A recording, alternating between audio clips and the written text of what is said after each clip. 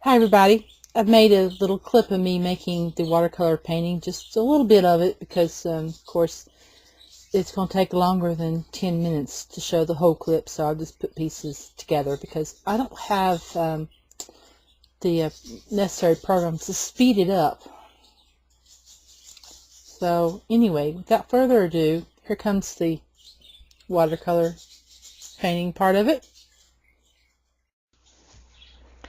Well, here I am pouring the water into the inkstone wells, and the little tiny one that I have that's just the, that I got in the little book kit, it doesn't hold much water, and I think I spilled it there just a little bit.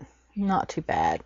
I had to use a sponge to soak it up so it won't be on the side, because it was that little tiny one just too small. I need another one. I have the larger ones, but they're hard to find. I had to get them from a company that was overseas. So that's the inkstone for the green. I'm grinding each. That's the yellow there. I'm grinding. I don't show all of these. I think I did a clip of each one, but I didn't put each one in for time's sake, because this is limited to 10 minutes, and I think I wanted to keep it under 10 minutes. So anyway, takes about 30 minutes to prepare your watercolor when you're using this type of method, because you got to grind each. And now I've started painting in the background area where the sky is already, and I'm working on the tree thicket of trees behind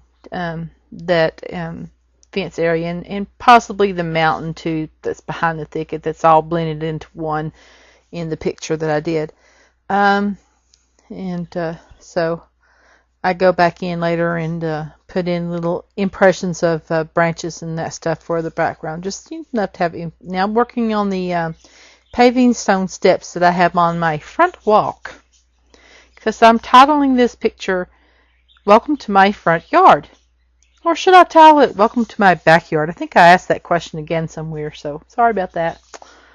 But I wanted them to be a lighter color.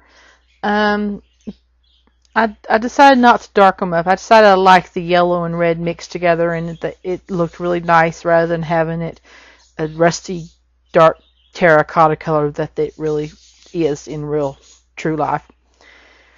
And here I'm starting on the trees. Now that the background of the trees has dried a little bit, you can see there, looking at it, where I put an impression of some tree branches going up just in the back of the thicket where there's some trees and some's not. So as a background. And I'm working on the first major tree. There's two that's more prominent than the others because they're closer up and they have more shadows and other stuff happening to them. But here I'm just blocking in the background basically for it, getting all the light tones and just putting the background part of the tree in to start with.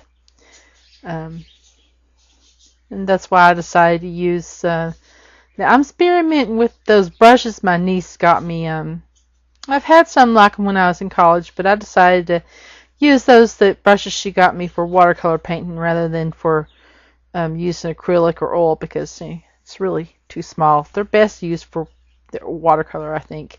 Although the little bitty ones would be good for acrylic too, but I like watercolor better than I do acrylics.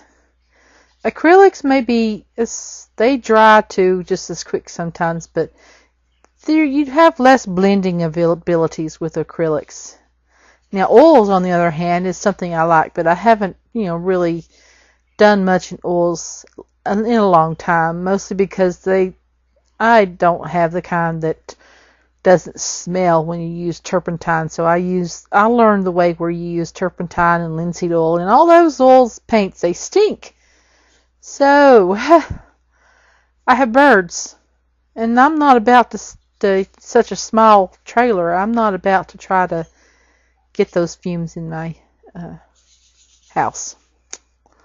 So maybe one day I'll find some, get some new oil paints and ones that don't smell so bad, and oil paint with the no smell and the blending agents and that stuff.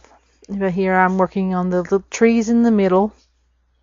And I ended up making them just a little bit lighter, but lighter than a different color of, being that they're not quite as close up. I made them, appear, further in the distance is what my goal was. At one point here, I got a phone call, and towards the end of where I show the clip of me painting this, and I didn't finish recording. I forgot to finish recording it at that point in time when I continued on, because the phone call interrupted my thought process about recording, and I just finished it without actually recording the rest of it. So I'll show you the finished product here in a little bit. To make this drawing, I used these two photographs and kind of blended them into one. And here is the finished results. And I'm going to call it Welcome to My Front Yard.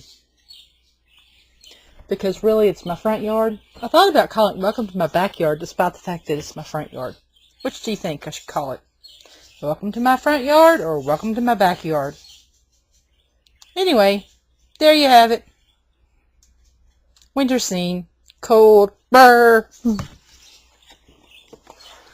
I think it turned out pretty nice. I do. Okay, well, bye now.